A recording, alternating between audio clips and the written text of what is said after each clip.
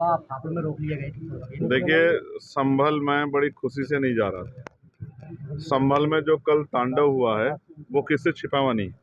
और जिस तरह से पुलिस के अधिकारियों ने, जो पीड़ित परिवार द्वारा बताया गया, जिस तरह से खुलेआम गोली चला के, अगर आप लॉ एंड ऑर्डर मेंटेन करना चाहते तो आप पैर की तरफ भी गोली चला सकते थे। लेकिन आजकल कुछ अधिकारी सरकार को खुश करने के लिए सीने पे गोली चलाते हैं, सर पे गोली चलाते हैं, और ये ज्यादातर मामलों में देखा गया। तो उन पीड़ितों का दर्द सुनने के लिए, क्योंकि सुबह हमने पार्लियामेंट में जैसे सेशन स्टार्ट हुआ हमने इस विषय को उठाया, लेकिन स्पीकर साहब ने सदन स्थगित कर दिया। उनको परमिशन है, तो वो अपने अधिकारों का प्रयोग उन्होंने किया। हम अपने अधिकारों का प्रयोग करते हुए, मैं पीड़ित परिवार मिलने जाना चाहता था। मेरी वहाँ के अधिकारियों से बात हुई।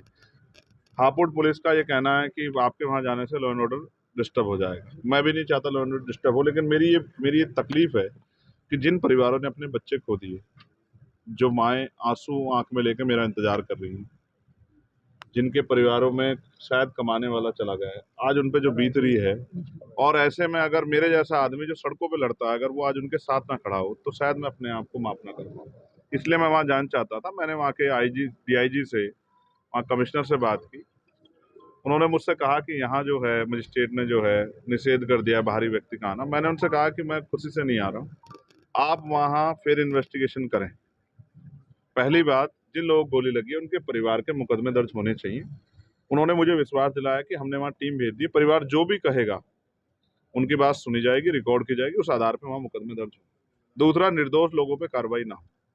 तीसरा, इस पूरी घटना की मजिस्ट्रियल जांच के और शायद उन्होंने आदेश दिए, लेकिन मैंने इसकी सीबीआई जांच की मांग की, वो भी सुप्रीम कोर्ट की निगरानी में।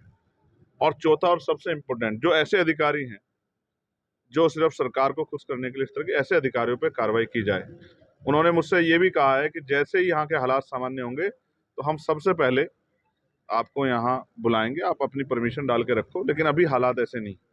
मैं समझता हूँ कि जनता को परेशानी नहीं होनी चाहिए, लेकिन आप ये सोचिए, क्या गोली के जरिए विरोध की आवाज को दबाना या हत्या करना, क्या ये इस तरह से देश चलेगा?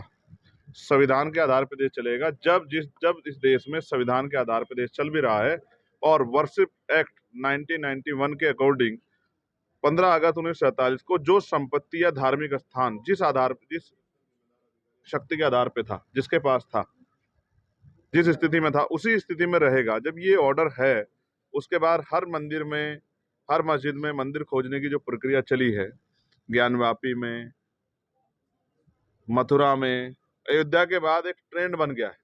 और मैं समझता हूं कि इससे नौजवानों का कोई भला नहीं हो रहा है, लेकिन नौजवानों की जान जरूर जा रही है। मैं ऐसे अधिकारियों को, अब आप ये बताइए कैसे फेयर है कि एक ही दिन जो है एप्लीकेशन डलती है, उसी दिन जो है पिटीशन दायर होती है, उसी दिन ऑर्डर हो जाता है, उसी दिन शाम में सर्वे कमेटी बन जाती है, बिना दूसरे पक्ष को सुने। ये कैसा न्याय है?